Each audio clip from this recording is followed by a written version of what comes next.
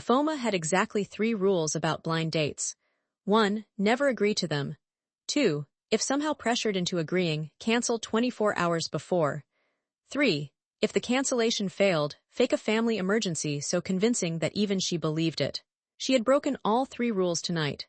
If you love K-drama chaos, mafia tension, and the kind of love that refuses to stay buried, stay right here, because this story is about to get messy in the best way. And if you're new, subscribe now, because trust me, you don't want to miss what happens when Ifeoma finds out the truth. She stood outside the restaurant, Kim's private dining. The kind of place that didn't have a menu on the door because the people who ate here already knew what they wanted. And she looked down at her dress, then back up at the building, then back down at her dress. The dress was beautiful. Deep burgundy, fitted at the waist, with a subtle gold trim at the hem that her mother had called too much, and her best friend Amara had called not enough. Ifeoma had split the difference and kept it. She had not, however, expected the restaurant to look like this. Amara, she said into her phone, her voice very calm, dangerously calm, the kind of calm that preceded something loud. You said this was a casual place. I said it was a nice place, Amara said cheerfully from the other end. There is a man at the door wearing a suit that costs more than my rent, which means you're dressed perfectly. Stop overthinking. There is no sign. Amara, restaurants have signs. This place has no sign. Places with no signs are either very exclusive or very illegal. Could be both. Go in. Ifeoma pulled the phone away from her ear and stared at it like it had personally offended her. Then she put it back. If I die tonight, I want you to know that I am haunting you specifically. Noted. Go in, Ife. He's supposed to be really handsome. You've never met him. My cousin's friend has. She said he looked like a K-drama lead. Your cousin's friend also said her landlord was a good person and he raised the rent 3 times in 1 year. Ifeoma. Amara. Go. In the restaurant. She went in the restaurant. The man at the door, the one in the expensive suit, looked at her without expression and said something in Korean into a small device near his collar. Ifeoma smiled at him. He did not smile back. She decided this was fine. Not everyone was a smiler. She respected that actually. Inside, the restaurant was the quietest place she had ever been in her life. The lighting was warm and low. The tables were far apart from each other, in a way that felt intentional, like the architect had specifically wanted to make sure no 2 groups of diners could hear each other.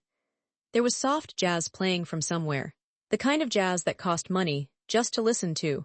A hostess materialized from the side, and Ifeoma meant materialized, because she had not seen the woman approach. She had simply appeared and said, Miss Ifeoma Chukwu. Yes, Ifeoma said, then immediately wondered how the woman knew her name, and then remembered that this was, presumably, a blind date, and the other party had presumably made a reservation, and presumably her name had been given. She was overthinking. She was absolutely overthinking. This way, please. She followed the hostess through the quiet dining room. She noticed things as she walked. There were not many tables occupied, but the few that were held people who had the specific posture of those who were used to being in rooms like this. Relaxed in the way that only came from familiarity, not comfort. She noticed that 2 of the men seated at different tables turned to look at her as she passed, then looked quickly away. She noticed that there was another man near the far wall, standing rather than sitting, wearing the same kind of suit as the man at the door. She noticed all of this the way one noticed details when something in the back of the brain was quietly raising its hand. Then she turned the corner around a partition, and she saw the table. And she stopped walking.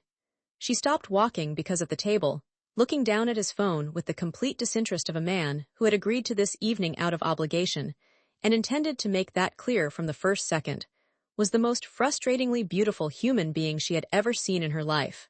He was Korean. Late 20s, possibly early 30s.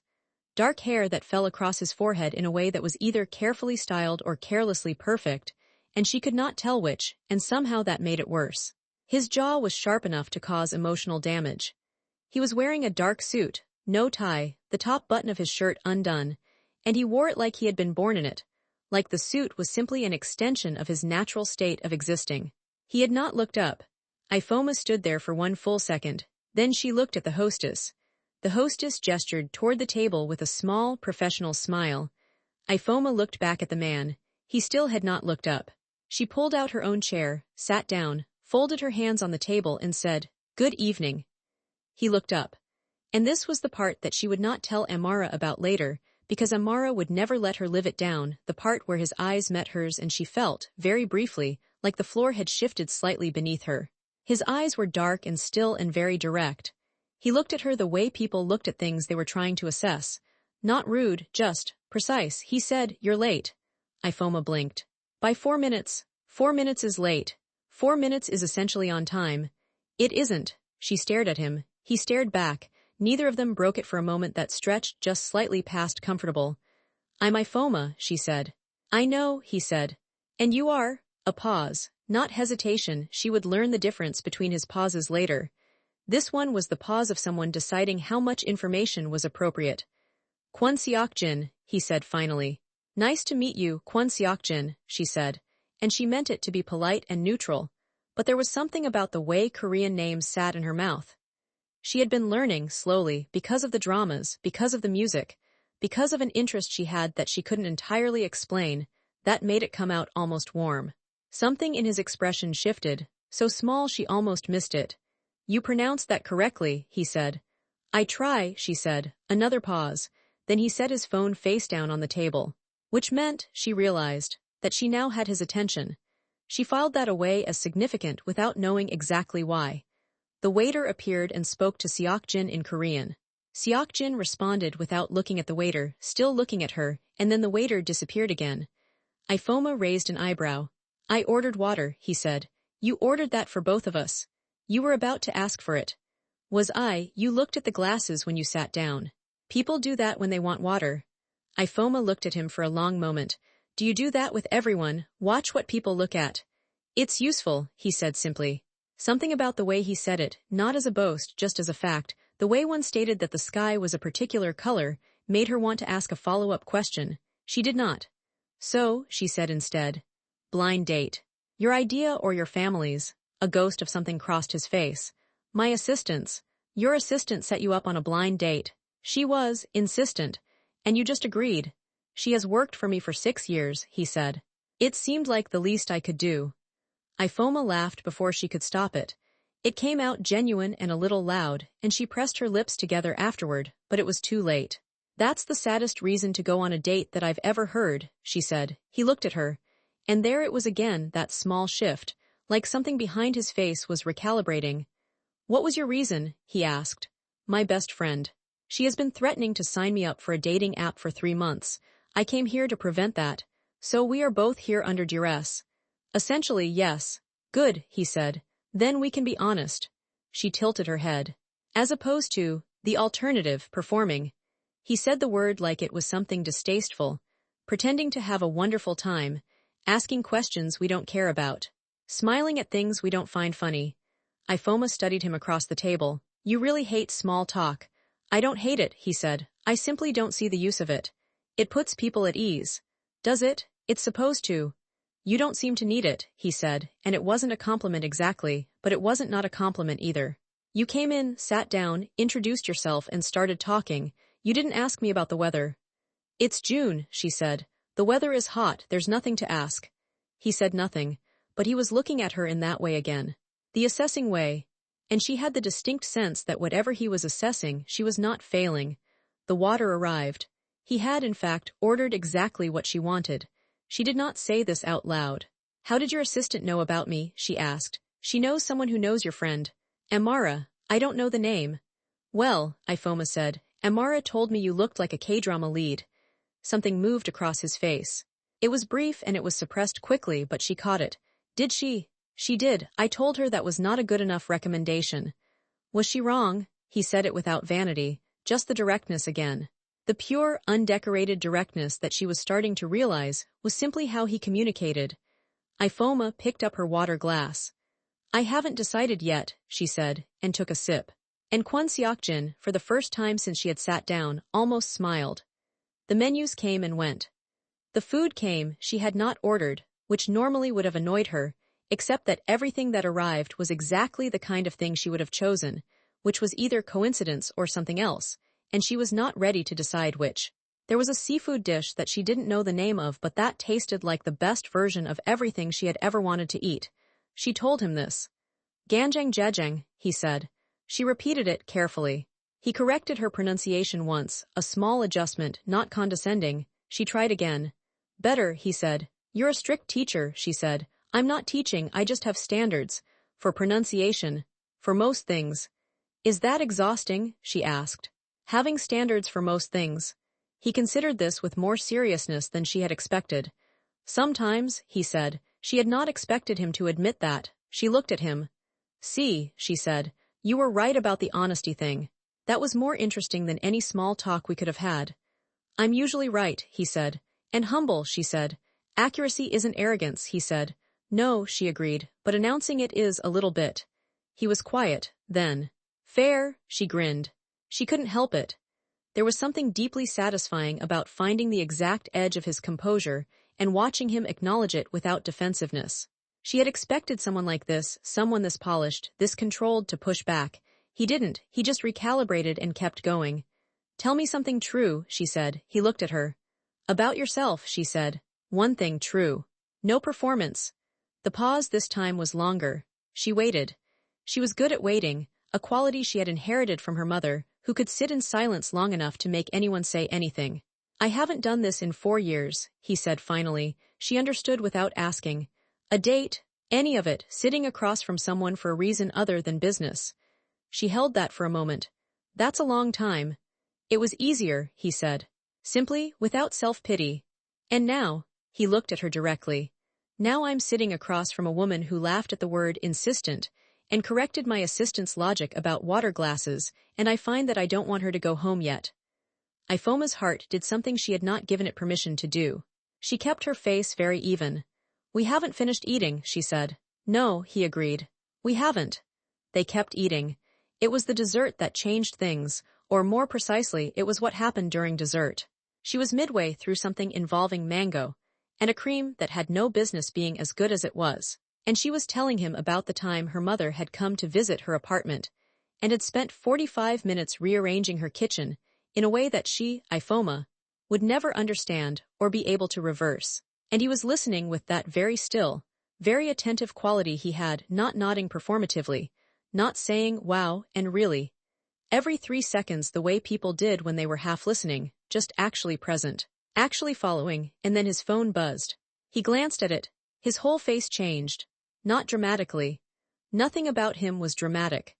But something came down behind his eyes like a shade being pulled, and the person she had been having dinner with, the one who had almost smiled twice and had admitted something true, stepped back, and a different version of him stepped forward. He looked up at her. I apologize, he said. I need to take this. Of course, she said, because what else did one say? He stood and moved to the far side of the partition. She could not hear what he said. His voice was low, and his Korean was rapid and clipped, nothing like the measured way he had spoken at the table. She watched the man near the far wall straighten slightly. She watched another man come through a side door and exchange a brief look with the first. Ifeoma was a woman who had grown up in Lagos before moving abroad, and Lagos had taught her to read rooms before rooms finished reading her. She looked at the men in their identical suits. She looked at the spacing between the tables that was not about dining atmosphere. She looked at the way the hostess, when Seok-jin had stood, had briefly looked to the man near the wall, as if for instruction. She set down her dessert spoon. Oh, she thought. Oh, he came back to the table. He sat down. He was back to being polished, composed, all the surfaces smooth. I apologize, he said again. It's fine, she said. And then, because she was Ifeoma Chukwu, and her mother had raised her to ask the thing directly rather than circle around it for 20 minutes. Who are you, exactly? A silence. I told you my name, he said. You told me your name, she agreed. I'm asking who you are. His eyes were very still. He was reading her the way she had been reading the room. Why do you ask? Because the man by the wall has been watching your posture since we sat down. Because there's someone outside the front door and someone at the side door. Because when your phone rang, the entire temperature of this room changed. She picked up her water glass. I'm not afraid. I'm just a woman who likes to know what kind of table she's sitting at. Something happened in his expression that she couldn't quite name. Something between respect and alarm, and something softer than both. You noticed all of that. I grew up in Lagos, she said. You learned to notice. He was quiet for a long moment. Then he said very carefully, my business dealings are complex. Complex, she repeated. Varied, not entirely. He paused. She waited, not entirely within what some would call conventional frameworks. Ifeoma looked at him. Kwon Seok-jin, she said. Are you in the mafia? The word landed on the table between them like a stone dropped in still water. He did not say no. She nodded slowly. Okay, she said. He stared at her. Okay, I'm not going to pretend I don't have questions, she said. But okay is my first response. I reserve the right to have more responses later. Most people would. I'm not most people, she said. And then, because the look on his face was doing something to her composure. Also, I've watched enough K-dramas to know that this is usually the part where the lead says something cryptic about danger, and the girl either runs or stays. She tilted her head. I haven't decided yet. Seok-jin looked at her for a long time, long enough that the waiter, approaching to ask about more water, saw the look on his face and turned around and went back the way he came. You're not frightened, he said. I didn't say that, she said. I said I haven't decided. Most people who find out are you dangerous, she asked directly. To specific people, he said. In specific contexts. Am I one of those people? No. Then, she said, I think we were talking about my mother's reorganization of my kitchen. She picked up her dessert spoon again. She moved my pots to the left side, which makes no sense because I'm right-handed, and when I tried to move them back she called me stubborn. The silence stretched. Then Kwon Seok-jin laughed. It was short. It was genuine. It cracked out of him like something that had been held in too long, and it lasted only a moment before he recovered himself. But it had happened. It was real. And the two men by the walls exchanged a glance that suggested neither of them had heard that sound in a significant amount of time. Ifeoma smiled into her mango cream. There it is, she said. There what is, he said, and he almost sounded flustered. Almost. The laugh, she said. I knew it was in there. You knew no such thing. I had a theory. She pointed her spoon at him. And theories become facts with evidence. You're very strange, he said, but the way he said it was not like an insult, not even close. I prefer singular, she said. Singular, he repeated, like he was testing the word. Like he was deciding if it fit. She thought, from the look on his face, that he had decided it did. They left the restaurant at 20 minutes past 10. She knew this because she checked her phone and saw 3 messages from Amara that ranged from well to Ifeoma CHUKW answer your phone to a single Nigerian flag emoji that communicated volumes. She was standing on the pavement outside, her bag over her shoulder, and she was about to pull up her right app when he said, I'll take you home. She turned. I have a car coming. Cancel it, he said, not as an order, not quite. It was the voice of someone who was used to having a logic that made sense to them. Kwon Seok-jin, she said patiently. I don't know you. You just had dinner with me for 3 hours. I just had dinner with a man who I now know has mysterious business dealings and personal security stationed around restaurants, she said. With respect, that's not the same as knowing you. He looked at her. Then he said, You're right, she blinked. She had expected a counterargument. Yes, I am. I'll have someone follow at a distance, he said. To make sure you arrive safely. She stared at him. That is possibly the strangest compromise I've ever heard. It's not a compromise, he said. You didn't ask for protection. I'm providing it anyway. That's not how. I know, he said. But you sat across from me for 3 hours, and I find that I am now responsible for your safety. This is not negotiable. It is simply a fact. Ifeoma opened her mouth, closed it, opened it again. You, she said, are absolutely unhinged, in a very calm way. Many people have said similar things, he said, and you just accept that? It seems accurate, he said. She laughed, and it rang out into the warm night air, and she saw something in his face that she would think about later. The way he watched her laugh, like it was something he wanted to memorize. Like it was something he hadn't expected to want. Okay, she said. Fine, have someone follow me home, but this is very odd and I want you to know that. Understood, he said. Her car arrived. She opened the door and then paused and looked back at him. He was standing on the pavement in his perfect suit, with his very still posture and his almost smile that wasn't quite a smile. And she thought about the way he had listened to her talk about her mother's kitchen without looking away, and the way he had admitted that he hadn't been to dinner in 4 years, and the way he had laughed, and then looked surprised at himself for it. Seok-jin, she said. He looked at her. Gamsa hamnida, she said carefully, for the dinner. Something happened to his face, a warmth that he clearly wasn't used to showing. He recovered quickly. Your accent needs work, he said. Good night, she said, and got in the car. She heard him say something else, but the door closed before she could catch it. She did not look back at him through the window. She was a woman with dignity. She was absolutely not going to look back. She looked back. He was still standing there, watching the car. And even from this distance, she could see that the thing on his face was something complicated and genuine, and not at all the expression of a man who had expected this evening to go the way it had. She faced forward and told herself very firmly that this was a singular, unusual evening, and she would think about it in the morning with a rational and grounded perspective. Her phone buzzed. "Amara again," she answered. "Ifeoma, Amara. It's been 3 hours, 3, what happened? Was he cute? Was he boring? Did you leave early? Did something go wrong? Did something go right? Why do you sound like that? Why do you have that voice? Ifeoma, why do you have that voice?" "I'm tired," Ifeoma said. "I'm going to sleep." "You are not going to sleep, you have a voice, you have the voice. The last time you had the voice was when you met." "Good night, Amara," she hung up. She looked out the window at the city moving past. She thought about dark still eyes that watched where she looked, and a laugh that came out like a secret, and a man who had said, "I find that I am now responsible for your safety," with complete seriousness. She thought about how she had not, at any point in the evening, checked her phone out of boredom. Singular, she thought. And she smiled at the window, alone, where no one could see. She did not expect to hear from him again. This was not pessimism. This was logic. He was a man with a complicated life and impeccable posture, and the entire evening had been an accident assembled by other people. She had enjoyed it. She would remember it. And that would be that. The next morning she was at her kitchen table with her coffee and her laptop, working on the marketing report that was due on Thursday when her phone buzzed. Unknown number. She almost didn't pick up. She picked up. "Your accent does need work," he said. "But for what it's worth, no one has said Gamsahamnida to me in a long time and meant it." She sat very still with her coffee halfway to her mouth. "How did you get this number?" "I'm good at finding things," he said. "That's a terrifying quality in a person." "I know," he said. And then, without preamble, "Are you free on Saturday?" Ifeoma set down her coffee.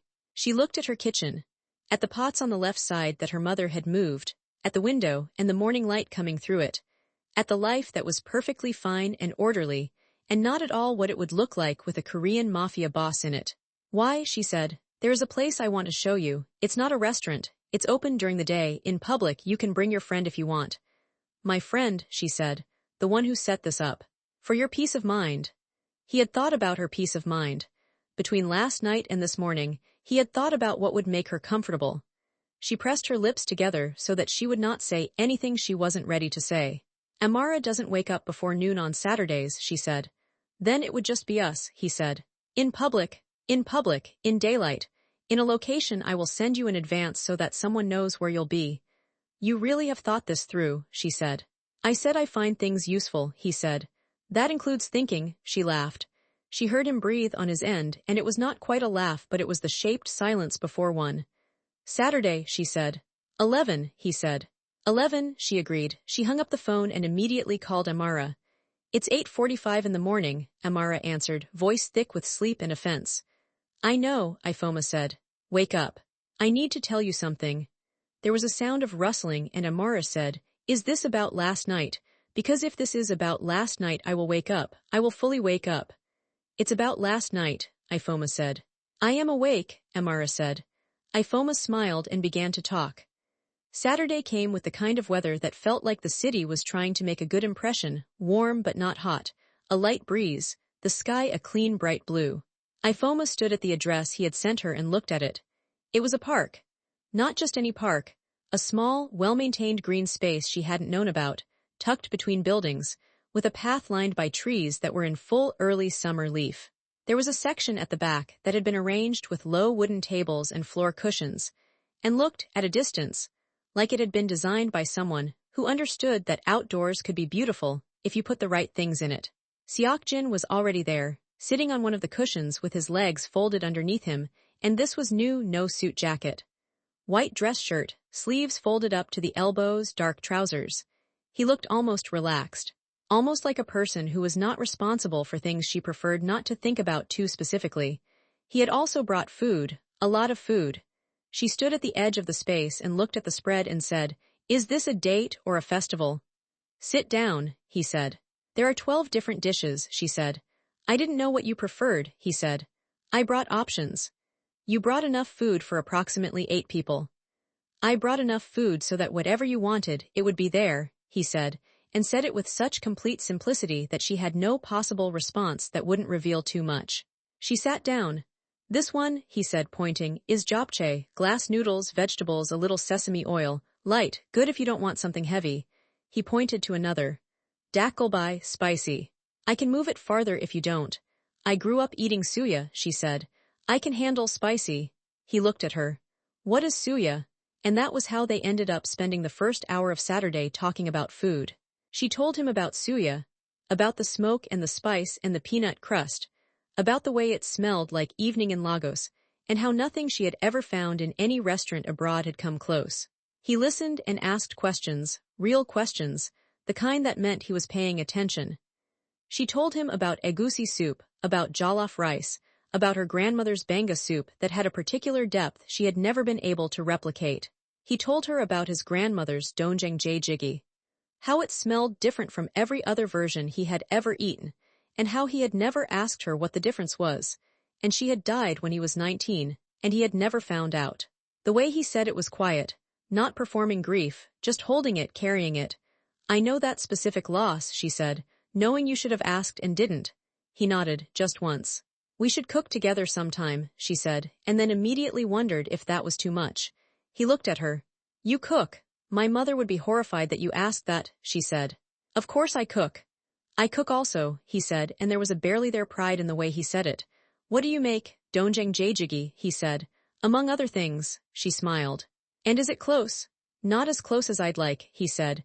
Maybe between your grandmother's recipe and mine, she said. We can find something close. He looked at her for a long moment. I would like that, he said. Not sure, why not, or sounds fun the way people said things when they meant nothing by them. I would like that. Present and direct and real. She served herself the japchae so that she would have something to do with her hands. They were there for 4 hours.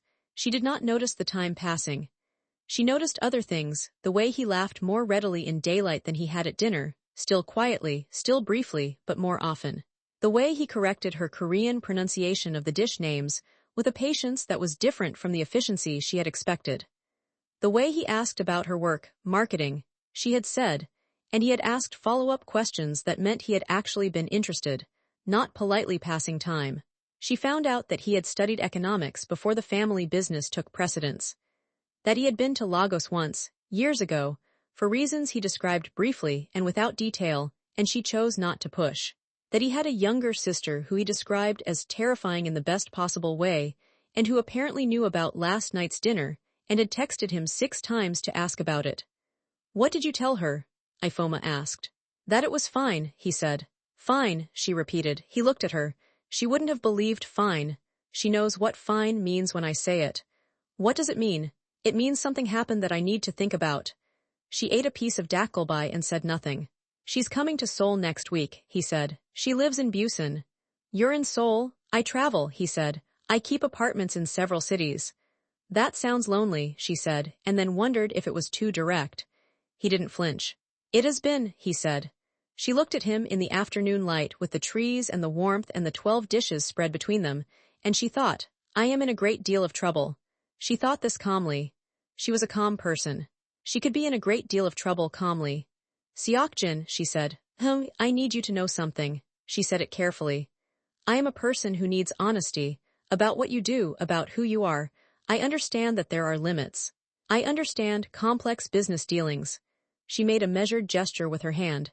But I don't do half-truths. If something about your life means this, she gestured between them, isn't possible, I need you to say that now. He put down his chopsticks. He looked at her with that full, direct attention that felt like being seen in high resolution. My life is complicated, he said. I know. It involves risks that I do not want near you. I know that too. I am not, he said slowly, a straightforward person to care about. She nodded. None of the good ones are. He was quiet. I'm not asking you to be simple, she said. I'm asking you to be honest. Those things are the same for me, he said. I don't know how to be one without the other. She smiled slowly. Good, she said. Then we have somewhere to start. He picked his chopsticks back up. He looked at the food, then at her. You're very difficult, he said. I prefer clear, she said. Clear, he repeated, in exactly the tone she had used when she said singular 3 nights ago. She offered him the last piece of japchae. He took it. The trouble arrived on a Wednesday. She was in her apartment. It was early evening. She was on her second cup of tea, and her second hour of working through a deck for a client she found mildly tedious when her buzzer rang. She frowned at it. She wasn't expecting anyone. She got up, pressed the intercom button, and said, "Who is it?" "Delivery," said the voice on the other end. She hadn't ordered anything. She stood for a moment, then pressed the button again. "From where?" A pause, then different tone. "There's a car outside. Someone who asked me to tell you that your japchae pronunciation is still incorrect." She closed her eyes briefly. She went downstairs. Outside, there was a car, dark, expensive, unremarkable in the way that expensive things tried to be, and Seok-jin was leaning against the door of it with his suit jacket over his arm and an expression that was trying to be neutral and not quite making it. "You're here," she said. "I was in the area," he said. "You were in the area," she repeated. "This is my city. You live in Seoul, you just said. One of my apartments," he said, "is 3 streets from here." She stared at him. Kwon Seok-jin. "Yes. Did you put yourself 3 streets from my apartment on purpose?" A pause. "The apartment has been in my possession for 2 years. "That's not what I asked." Another pause, slightly longer. "I'm working here this week," he said. She put her hands on her hips. "This is the least convincing thing you have said to me." He looked at her steadily. "I wanted to see you," he said. It came out simple, like it surprised him too. Like the direct version had gotten out before he'd thought to dress it in something more reasonable. Ifeoma stood on the pavement in her house slippers. She had forgotten she was wearing them, and looked at this man, who had personally stationed himself 3 streets away, and come here on a Wednesday with no warning. "I haven't eaten dinner," she said. "I know a place," he said. "Of course you do," she said. "Give me 10 minutes. She went back upstairs and Amara, who she had not called but who had an apparently supernatural sense for these things, rang while she was changing shoes. "Why is your voice like that again?" Amara said immediately. "I don't have a voice." "You have the voice." "Goodbye, Amara." Ifeoma, she hung up, found her actual shoes, grabbed her bag, looked at herself in the mirror once, told herself very firmly that she was a rational and grounded person, and went back downstairs. He was still leaning against the car. He had put his jacket back on. He looked at her shoes. She had chosen the burgundy pair, a decision she was not going to examine, and then back up at her face, and something shifted in his expression. "Ready?" he said. "Ready," she said. She got in the car. She did not think about the fact that getting in the car felt, somewhere in the back of her chest, like the beginning of something. She thought about it a little. The thing about Kwon Seok-jin was this. He was a man who had built a life around control. Around knowing every variable. Around being the person who saw what others didn't, who moved before others moved, who kept every room slightly cooler than its natural temperature just by being in it. He had not planned for Ifeoma Chukwu. He had gone to that dinner out of obligation, the way he did most things that were not business, efficiently, quickly, with the intention of returning to his actual life within 90 minutes. He had arrived 4 minutes early because he arrived early everywhere. He had sat down and put his phone on the table as a concession to the social contract, knowing he would be on it within 15 minutes. She had sat down and he had not picked it up once. He was aware that this was significant. He was a man who noticed significance. He was also aware, 3 weeks after the Wednesday of the house slippers and the burgundy shoes, sitting across from her in a restaurant that was considerably less formal than the first one, watching her argue with him about whether a particular scene in a drama they had apparently both seen made narrative sense, that he was not handling this with his usual composure. "The entire arc depends on her choosing to trust him," she was saying, gesturing with her chopstick in a way that should have been impolite but was just somehow her. And the writer threw it away in 15 minutes of the finale. 15. After 12 episodes of build-up. "The choice she made was consistent with her character," he said. "Her character as written in episodes 1 through 10, yes. Episode 11 broke her character completely. Episode 11 was necessary for the plot." She pointed her chopstick at him. "The plot should serve the characters, not the other way around." "This is a strong opinion for a marketing professional," he said. "I moonlight as a critic," she said. "You moonlight as several things," he said. "Name them," she said. "Kitchen commentator," he said. "Accent corrector, reversed, negotiator of reasonable safety compromises." A pause. "Person who says Gamsahamnida like she means it." She looked at him. The chopstick came down. Something had shifted in the conversation and they both felt it. I do mean it, she said quietly. I know, he said. That's what I meant. The table was small. She had chosen the restaurant this time, somewhere she knew, somewhere comfortable with actual warmth and noise and the feeling of real life happening. He had agreed without hesitation, which had surprised her. He had ordered something she hadn't expected him to order, based on her recommendation, and he had eaten it with the serious attention he gave everything. He gave her serious attention. This was not a thing she had been prepared for. His interest, when it was present, was not half-hearted. It was not performed. He asked her questions and waited for complete answers. He disagreed when he disagreed. He did not perform agreement. He made her feel, consistently and a little dangerously, like she was the only person in the room. Seok-jin, she said. She looked at her food, then up at him. What is this between us? What is this? He was quiet for a moment. What do you want it to be? I asked first. He looked at her steadily. Something I wasn't expecting, he said. That's not an answer. It's the truest one I have right now. She considered that. Okay, she said. Okay, you said you were someone it wasn't simple to care about, she said. I think something I wasn't expecting is probably about as clear as you can get right now, and I think I'm okay with that for now. He was quiet in the way that meant he was recalibrating. You are very unusual, he said. Singular, she said. Singular, he repeated, and this time he said it like it was a title he was formally granting. She looked at him and felt, very clearly, that she was absolutely in a great deal of trouble, and that she was, with increasing certainty, not going to do anything to stop it. Under the table, without making anything of it, his hand moved and found hers. She did not pull away. They stayed like that, her hand in his, warm and quiet and not declared, just present for the rest of dinner. The night it came to a head arrived with no warning, the way the important nights always did. She was at his apartment, the one 3 streets away, which she had eventually seen, which was large and very spare, and told her things about him that he had not said out loud. He had cooked, not for 8 this time. For 2, specifically, his version of doenjang jjigi and her version of a thing she had adapted from her mother's kitchen to the ingredients available. They had eaten at his kitchen table, which was the first surface in the apartment that felt lived in, because of the 2 of them sitting at it. He was telling her about his sister, Hyunjae, who was coming next week, who had a voice like a foghorn and opinions like policy, and who had already told him. Via a voice note he had played for Ifeoma once and immediately regretted because she had replayed it 6 times, that he had better not ruin this. What did she say exactly? Ifeoma had asked. She said, he had said with an expression of great suffering, Opa, you have the emotional range of a receipt, do not make this woman leave. Ifeoma had laughed so hard she had to put down her spoon. He was telling her now about the first time Hyunjae had discovered his business dealings, at 15, and had responded not with fear but with a list of suggested operational improvements. She had an actual list, he said, numbered with a section for follow-up questions. She's my hero, Ifeoma said immediately. She will say the same about you when she meets you, he said. You want them to meet me and Hyunjae. She said it carefully. He looked at her. Yes, he said, without qualification. She opened her mouth. Then her phone rang. She looked at the screen. The number wasn't in her contacts, but it was a format she recognized, international. She answered, frowning slightly. Hello, a voice she didn't know, speaking carefully, slowly accented. Is this Ifeoma Chukwu? Who is this? She said. She felt the shift in the room before she saw it. Seok-jin had gone still, that particular stillness, the one that was not peace but the thing underneath combat.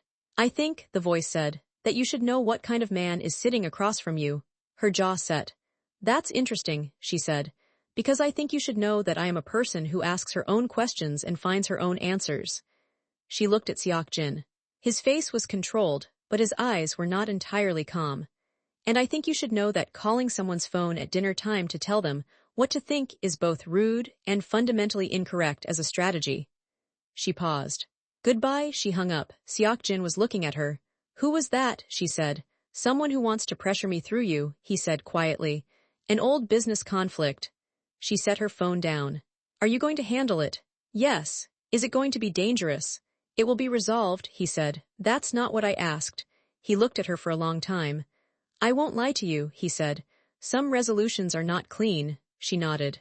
She breathed through it. She thought about what it meant to be a rational person who was genuinely in something now that was not rational. She thought about his hand finding hers under a table without making anything of it. She thought about 12 dishes on a Saturday afternoon. "What do you need from me right now?" she said. He blinked. Like the question had not computed. Like in his experience, situations like this ended with people leaving, not asking what he needed. "Ifeoma, I'm not going anywhere," she said.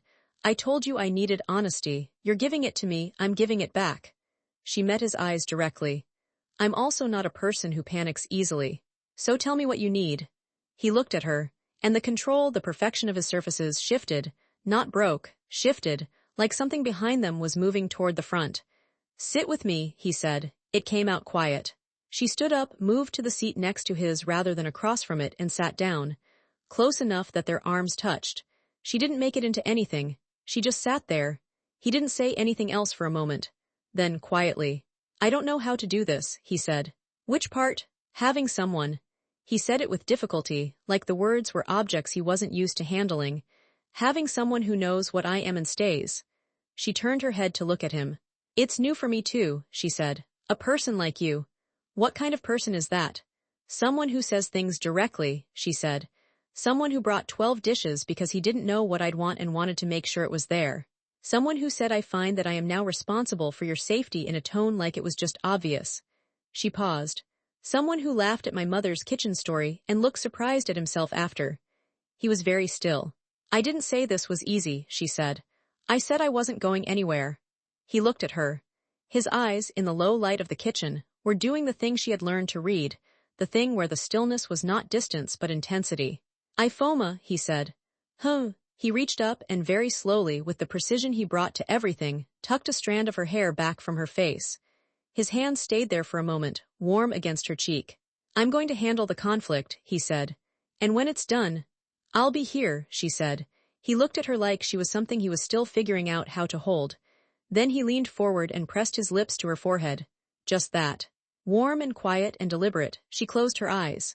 "Gwinchane," she said softly, "it's okay." She felt him still, then against her hair. "Your pronunciation is improving." "I know," she said. She felt him breathe out. Something in him settled.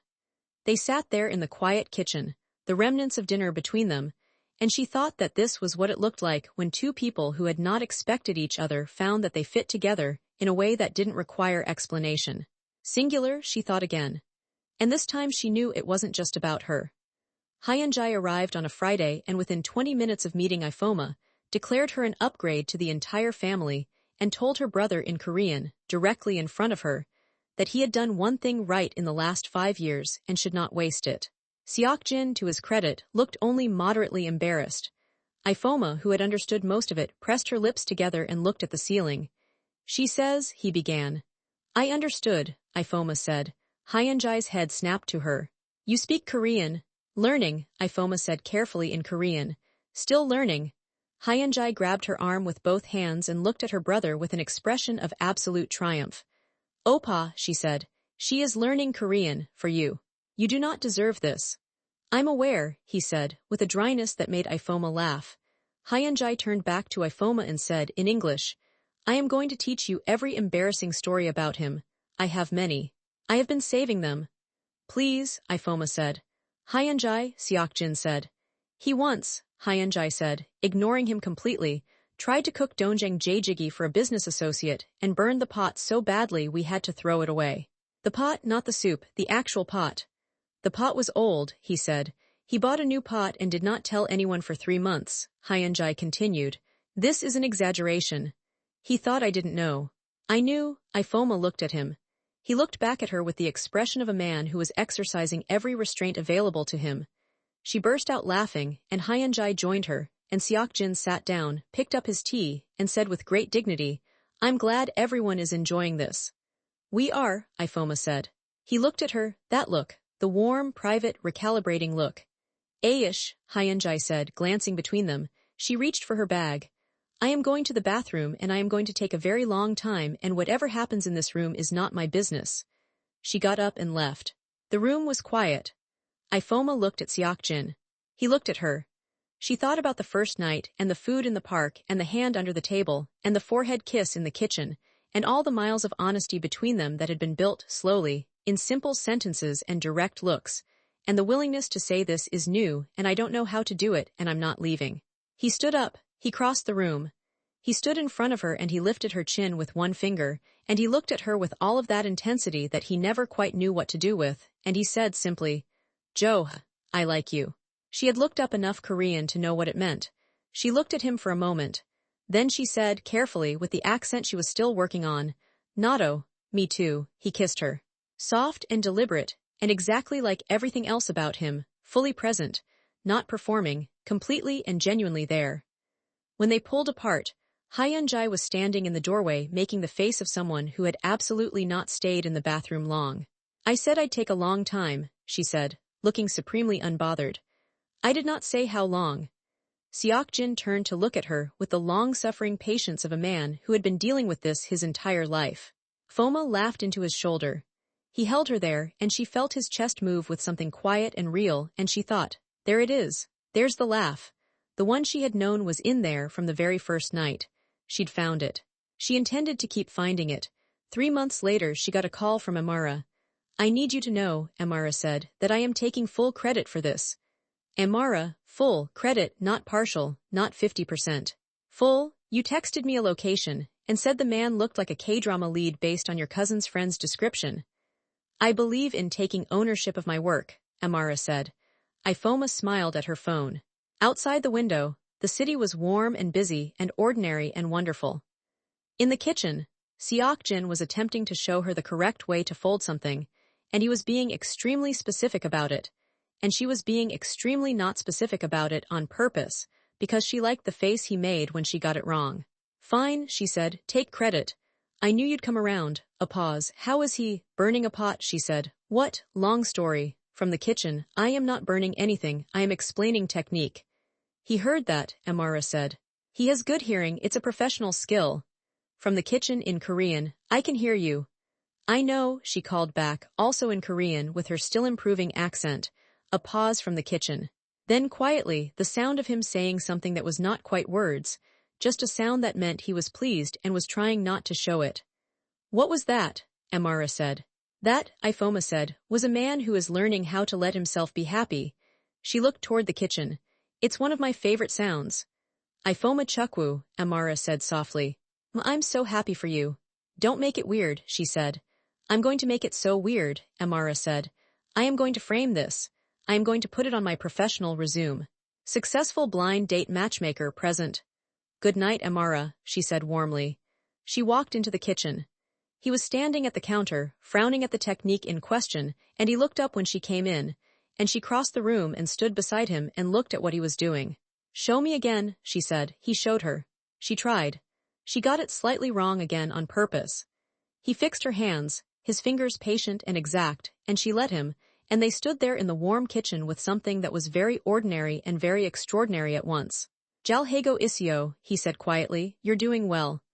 "Gamsa Hamnida," she said. "Better," he said. "I know," she said. He looked at her sideways. She looked at him. There was something in his eyes that was not quite the stillness of control anymore. It was softer, it was real. "Ifeoma," he said. "I'm glad you didn't leave." She thought about all the nights she could have gone the other way, about every moment where the sensible thing and the real thing had stood at a fork. She thought about being a rational person who was, as it turned out, not entirely rational after all, and who had found this to be a perfectly acceptable way to be. "I told you," she said simply. "I wasn't going anywhere," he nodded, "once. Besides," she said, "your J-Jiggy needed a second opinion." "My J-Jiggy is excellent," he said. "It's very good," she said. "I said second opinion. Not negative opinion." "There is a difference," he agreed. "There is," she said. "I have standards." He looked at her. And there it was, the almost smile that had first appeared across a dinner table on a night that was supposed to be nothing, that had turned out to be everything. "So do I," he said. She went up on her toes and kissed his cheek, quick and warm, and went to get plates. And he watched her go with an expression that Hyunjae would have photographed if she'd been there, and kept for leverage. It was a very ordinary evening. It was the best kind. And now, right now, if you've made it all the way here, you know what I need you to do. If Ifeoma and Seok-jin's story had you feeling something, whether it was the slow burn, the blind date tension, the honesty conversation, the hand under the table, or that kitchen moment, tell me in the comments. Tell me the exact scene that got you. Tell me if you've been keeping up or if this is your first time here. Drop an emoji if you're already attached to these two, and tell me below if you want to see what happens when Ifeoma finally meets the full world that Seok-jin lives in. Because there is more to this story, and the next part is already waiting for you. Subscribe if you haven't. The bell is there for a reason. And if you brought someone with you tonight, a friend, a sister, someone who would have watched every second of this, share it with her. She deserves to know this channel exists. I'll see you in the next one.